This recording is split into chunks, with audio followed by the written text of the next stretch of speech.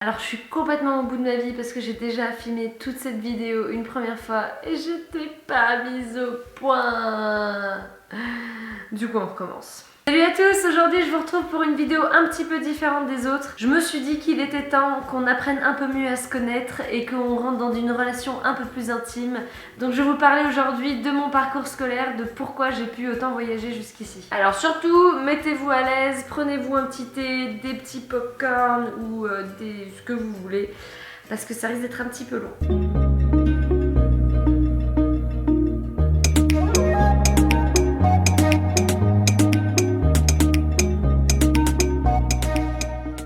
Je suis originaire de Saint-Étienne en France, donc j'ai passé la majorité de ma scolarité là-bas jusqu'à mes 17 ans, donc jusqu'au bac. J'ai fait un bac ES. En gros, je pense comme pas mal de monde en ES, j'étais pas très bonne en français, j'étais vraiment plutôt nulle en sciences. Du coup, je me suis dit ES, pourquoi pas. Alors moi j'ai pas la chance d'être une de ces personnes qui sait ce qu'il veut faire depuis toujours, qui a sa vocation, sa passion et qui va tout faire, tout déchirer pour devenir médecin, pour devenir vétérinaire ou astronaute ou je ne sais quoi. Je suis passionnée d'énormément de choses différentes, je m'intéresse à plein de trucs et j'ai toujours eu beaucoup de mal du coup à me restreindre à une seule chose et à me dire qu'il fallait que je choisisse qu'un seul parcours. Du coup, quand je me suis retrouvée en terminale et qu'on m'a demandé de choisir pour mes études, ça a été très compliqué. J'en ai beaucoup parlé avec mes parents et finalement, c'est un peu comme le choix de ma filière au lycée. Ça s'est un peu fait par déduction pour me garder le plus de portes ouvertes. C'est que j'ai choisi de partir en école de commerce parce que ça nous apprend des choses très variées et surtout ça ferme pas énormément de portes. Donc voilà, je suis pas partie en école de commerce par grande passion ou par vocation. C'était vraiment un peu plus par défaut, même si je savais que j'allais apprendre plein de choses intéressantes évidemment.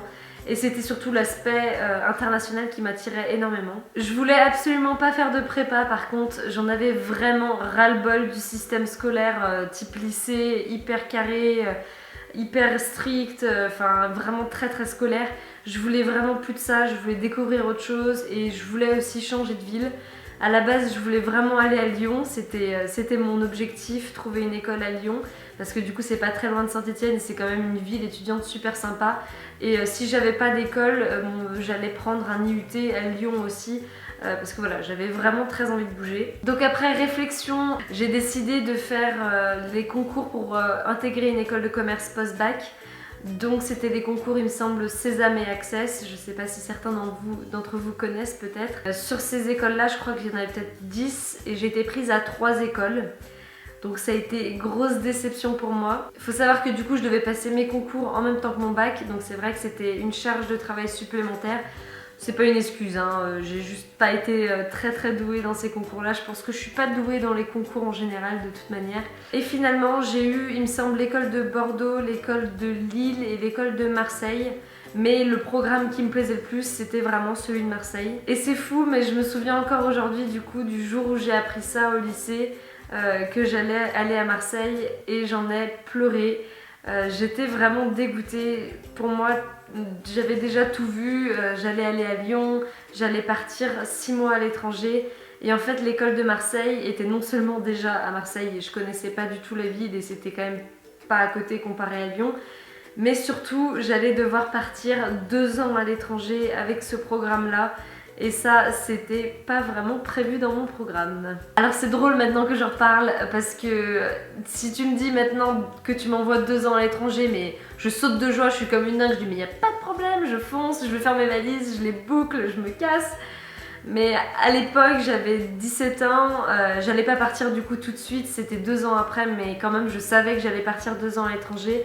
Alors que j'étais jamais partie de chez moi, j'avais grandi dans la même ville avec les mêmes gens, les plus longs que j'avais fait c'était des colonies de 2 semaines à l'étranger, j'étais jamais partie par moi-même donc là ça a été un peu le gros coup de panique quand même. Après j'ai toujours eu quand même un attrait pour l'étranger parce que le peu d'échanges que j'avais fait dans des familles de 2 semaines en Irlande quand j'avais 14 ans et en Angleterre quand j'avais 16 ans par exemple, j'ai adoré ça, être dans une famille que je connaissais pas, apprendre à connaître les alentours, apprendre à connaître la famille, être avec des gens de partout que je connaissais pas, enfin j'adorais vraiment ça. Du coup je m'étais inscrite dans des écoles où je savais que j'allais partir 6 mois, ça me faisait vraiment très envie.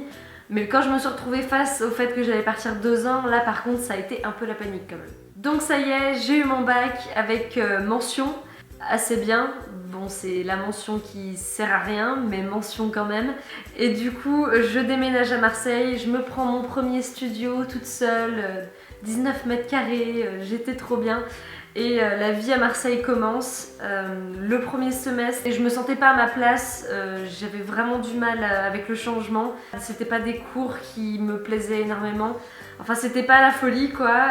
Du coup quand je suis rentrée à Noël j'étais un peu déprimée. J'ai réfléchi et j'ai réalisé que c'était moi qui me mettais un peu dans cet état là, que parce que j'étais déçue d'être à Marseille et pas là où je voulais. Du coup, je profitais pas vraiment de la chose et j'étais un peu à contre-courant, mais qu'au final, il fallait que ça soit moi qui change mon état d'esprit et qui décide de profiter vraiment pour commencer à kiffer aussi ma vie étudiante là-bas, parce que la vie étudiante en école de commerce, c'est quand même génial. Donc je suis revenue le second semestre reboostée à fond et surtout ce qui a énormément changé, c'est que j'ai intégré une association.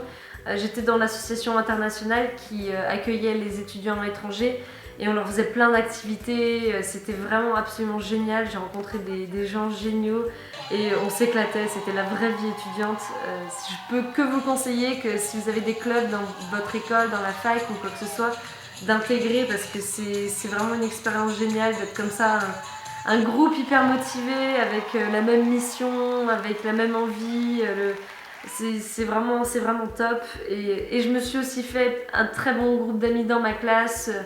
Je me suis beaucoup plus ouverte aux gens en fait. Je me suis dit, je pense que le premier semestre je cherchais trop en fait à me refaire un noyau de meilleurs amis comme j'ai ici à la maison. Mais ici c'est des gens que je connais depuis que je suis toute petite, donc forcément on a créé une relation hyper intense et hyper forte. J'allais pas retrouver ça en 2 mois à Marseille avec des gens que je connaissais pas, mais à l'époque je m'en rendais pas vraiment compte. Et du coup le second semestre je me suis dit bah tant pis, je profite juste, je fais en sorte de rencontrer le plus de monde possible, je fais en sorte de m'éclater et c'est vraiment ce que j'ai fait. J'ai commencé à m'ouvrir à beaucoup plus de choses, à dire oui à beaucoup plus de choses et du coup ça a été vraiment un semestre génial quoi. Donc c'est pendant ce semestre là qu'on a dû choisir dans quelle université on avait envie de partir. Moi c'était déjà quand même tout réfléchi, je voulais vraiment partir aux États-Unis. Je pense que j'ai été bercée par les séries américaines et j'en regardais énormément et j'avais très envie d'aller découvrir ce pays et d'aller faire le rêve américain. C'était vraiment ce que je voulais, donc c'est pour ça que j'ai postulé. Et en gros on avait 2 choix, c'était de faire un double diplôme, donc c'est-à-dire d'avoir le diplôme français et le diplôme américain et de rester du coup 2 ans dans le pays pour pouvoir faire ça. Ou sinon, on pouvait faire 1 an dans un pays, 6 mois dans un autre pays et 6 mois dans encore un autre pays pour notre stage. Ou seulement 2 pays, mais en gros faire 2 ou 3 pays différents en 2 ans, mais pas avoir de double diplôme. Moi j'avais vraiment très envie d'avoir le double diplôme parce que je pensais que ça allait être vraiment un atout pour mon CV et pour si un jour je voulais travailler à l'étranger, aux États-Unis. Du coup j'ai tout donné au niveau des notes, j'ai tout donné au niveau des cours pour essayer d'avoir ce double diplôme là. J'avais mis en premier le double diplôme de San Diego, après il y avait du coup Caroline du Nord et il me semble qu'après il y avait Floride et le dernier Portland. Et du coup j'ai pas eu San Diego mais j'ai eu la Caroline du Nord et j'étais quand même super contente, c'était pas très grave, j'avais les États-Unis et pour moi c'était le principal. Donc voilà, c'était le début de l'aventure. L'été aussi, après ma première année d'études, du coup, avec l'association, on est resté pendant 1 mois de plus pour accueillir des étudiants américains, justement. Mon chéri! Mon chéri! Je me parle le français! J'apprends le français! Et leur faire plein d'activités, leur faire visiter les alentours. Du coup je suis quand même restée un mois de plus à Marseille alors qu'à la base je voulais même pas y aller. Et c'était tellement bien, on s'est éclaté, j'ai rencontré du coup plein d'Américains et surtout j'ai rencontré des Américains qui étaient dans l'école où j'allais être un an après. Donc ça c'était vraiment top et ça a été hyper efficace pour améliorer mon anglais aussi. Enfin c'était une expérience de malade, je regrette pas du tout d'être restée et Marseille franchement ça a été un gros coup de cœur aussi. Alors le petit hic ça a été le 3e semestre, donc le début de la 2e année. Parce que pour avoir le double diplôme, on devait avoir 5 cours en plus que les autres. Donc les autres avaient, il me semble, peut-être 6 ou 7 cours et nous on en avait 5 en plus. Et c'était des cours du style astronomie, biologie, histoire géo-américaine, c'était quoi, philosophie, enfin des cours, je sais pas vraiment ce que ça faisait là. Mais apparemment c'était parce que les Américains validaient ces cours-là et que pour du coup prétendre au même diplôme qu'eux, on devait les valider aussi. Mais le seul moment où on pouvait le faire, c'était pendant notre semestre en France.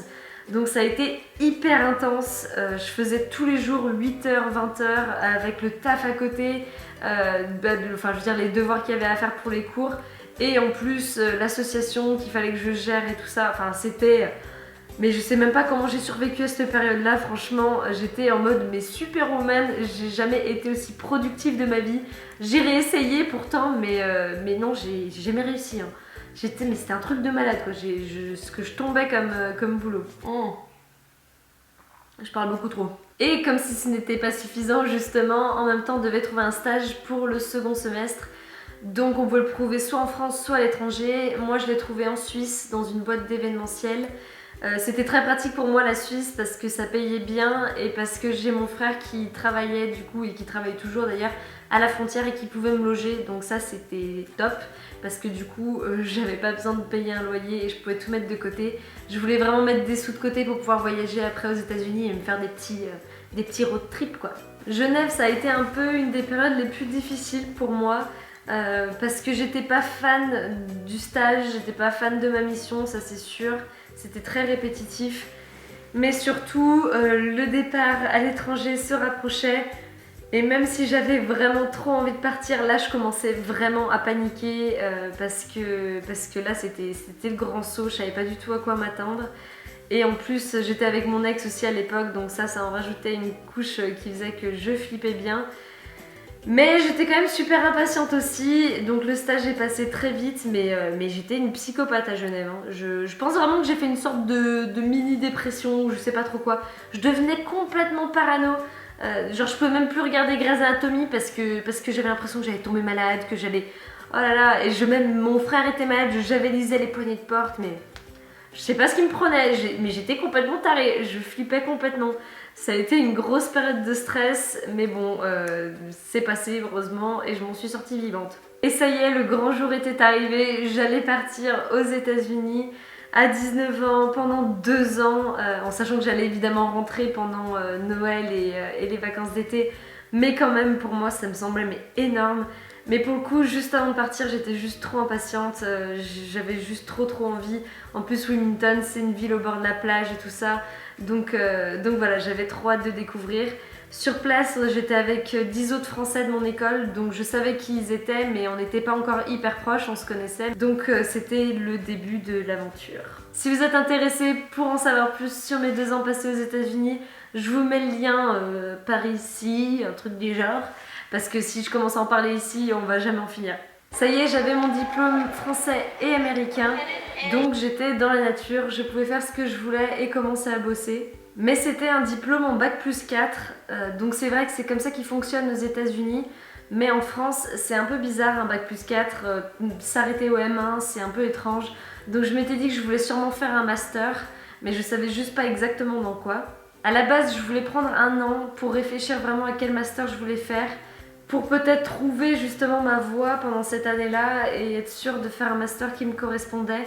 Mais c'est vrai qu'après discussion avec mes parents, ils m'ont vraiment poussée à faire le master tout de suite. Je pense qu'ils avaient peur en fait que je reprenne pas les études derrière, que si je commence à bosser, qu'au bout d'1 an, je commence à avoir un salaire, à m'habituer à mon petit confort et tout ça.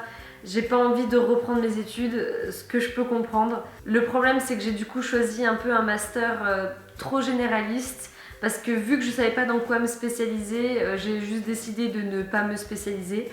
Je pense que c'est un peu le résumé de ma vie, le résumé de ma scolarité, surtout ne pas se spécialiser. Mais je regrette évidemment pas parce que j'ai vécu une année de folie et j'ai appris plein de choses. Mais si j'avais quand même un conseil à vous donner, c'est de vous écouter vous d'abord. Si vous avez une intuition que vous voulez vraiment suivre, faites-le. Nos parents ils sont là, mais évidemment ils vont toujours avoir le raisonnement le plus sécurisant pour nous, ce qui est normal. Je pense qu'on fera pareil avec nos enfants.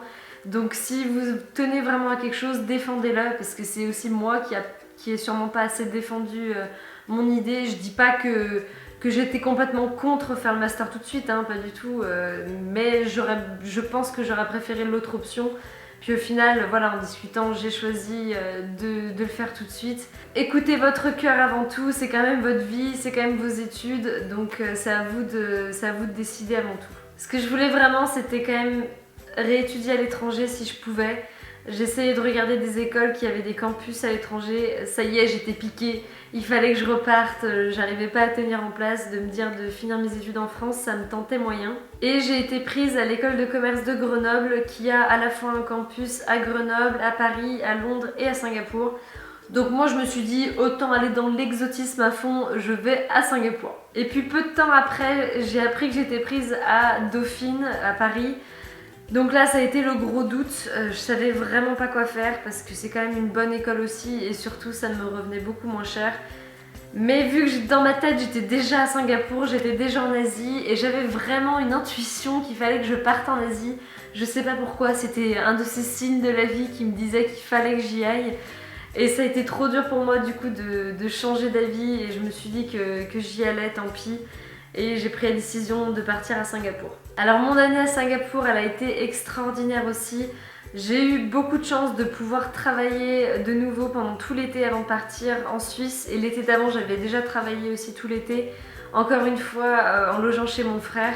Et c'est vrai que ça a été un gros plus parce que j'ai pu mettre plein de sous de côté pour pouvoir voyager. Par contre, j'ai quand même dû faire à côté de ça un prêt quand même très conséquent pour ce master là que je vais devoir du coup maintenant rembourser. Mais je regrette pas parce que j'ai vécu des trucs de malade, j'ai voyagé dans des pays de fous et j'avais une classe vraiment culturellement super diverse. Il y avait peut-être une vingtaine d'Indiens je crois, des Coréens, une Vietnamienne, et du coup des Français. Et c'était vraiment génial d'être dans un mix culturel comme ça. C'est vrai qu'aux États-Unis on était mixés aussi, mais c'était différent en fait. Du coup là, c'était des cultures complètement différentes, donc ça m'a encore ouvert l'esprit à de nouvelles cultures et à de nouvelles manières de travailler et tout ça qui étaient hyper intéressantes, ou des fois pas trop.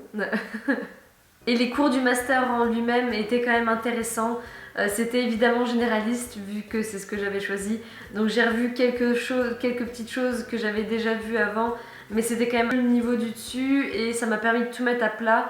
Moi qui commence à m'intéresser à l'entrepreneuriat, c'était quand même bien parce que du coup si je veux monter quelque chose un jour, au moins j'ai les bases dans tout et des très bonnes bases dans tout même.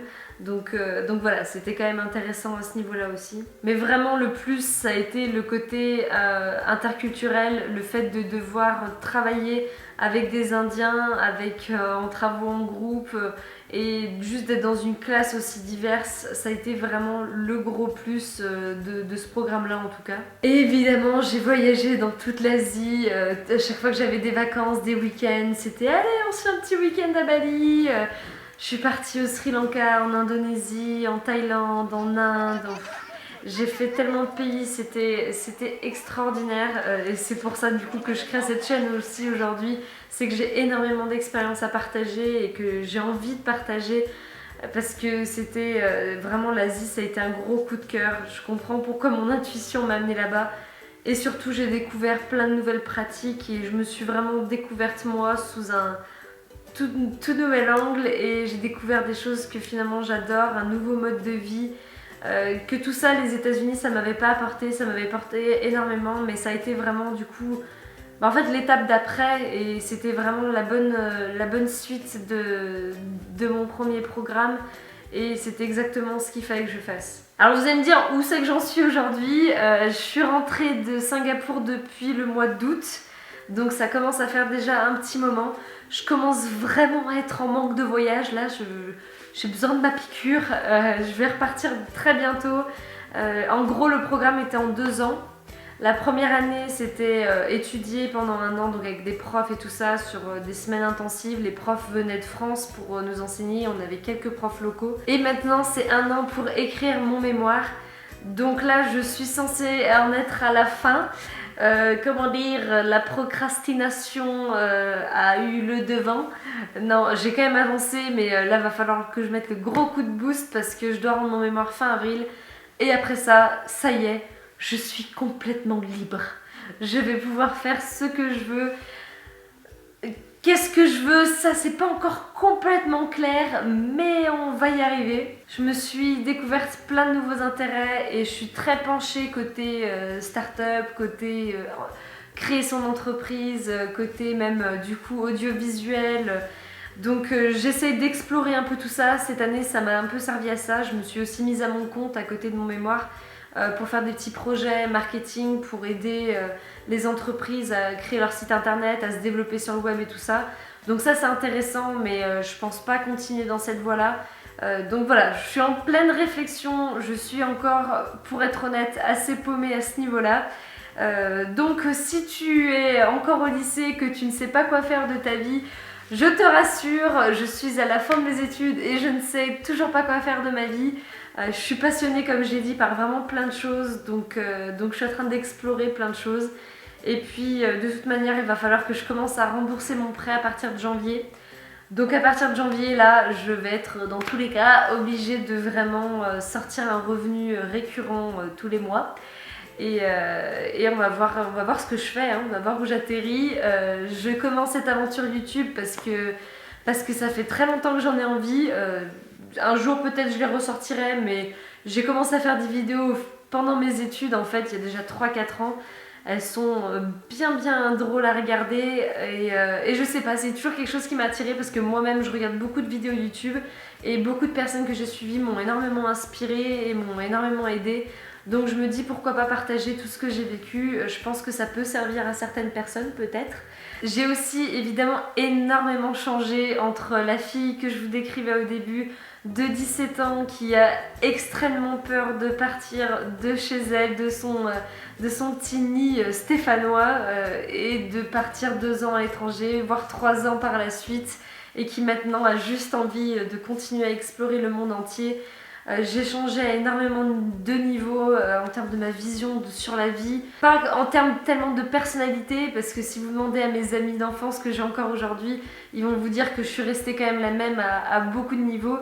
Mais quand même, j'ai grandi, je pense, j'ai mûri, heureusement. Et j'ai appris plein de choses, je me suis découverte plein de nouveaux intérêts. Et un nouveau mode de vie en général, du coup tout ce qui est sain, tout ce qui est plus éthique, tout ce qui est prendre soin de soi, tout ce qui est la découverte de soi-même, l'amour de soi-même, enfin plein de sujets comme ça qui maintenant me passionnent, alors que je pense qu'il y a 3 ans ça m'aurait peut-être endormi, mais du coup c'est pour aussi vous prouver qu'on peut évoluer, qu'on peut changer. Même moi j'y croyais pas, mais vraiment c'est possible, on peut tout changer dans sa vie, on peut décider de devenir la personne qu'on veut. C'est pour moi une quête de jour en jour, je suis très loin de ce que je veux encore, ou de ce que je m'imagine. Je suis sur ce chemin-là, sur cette démarche d'arriver au fur et à mesure à trouver un métier qui me plaît, à trouver à la fois aussi mon bien-être dans ma vie personnelle, dans mes relations, être bien dans mes baskets, être bien dans ma vie, je pense que c'est ce qu'on veut tous. Et voilà, j'ai envie de partager ça avec vous et qu'on traverse ça ensemble et qu'on devienne ensemble, comme j'ai déjà dit, la meilleure version de nous-mêmes. Alors moi je suis curieuse de savoir aussi du coup vos parcours scolaires. Racontez-moi un peu où vous en êtes, ce que vous avez décidé de faire.